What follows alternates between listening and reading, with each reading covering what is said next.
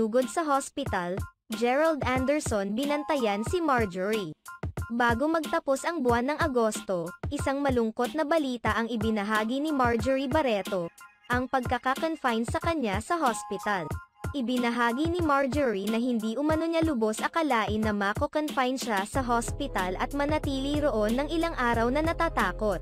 Just as I thought August was about to end quietly, I had to spend the last week of the month in fear and found myself asking myself so many whys. Ipinunto rin ni Marjorie Barreto na talagang health is wealth kaya dapat umanong pangalagaan ang kalusugan ng tao. Health is truly wealth. Nothing else matters more than that. Feeling bad, I terrified my kids for a while. Moms really don't have the right to get sick. Single moms have to stay in their best form always. But I'm good now. Much better. Not 100% yet.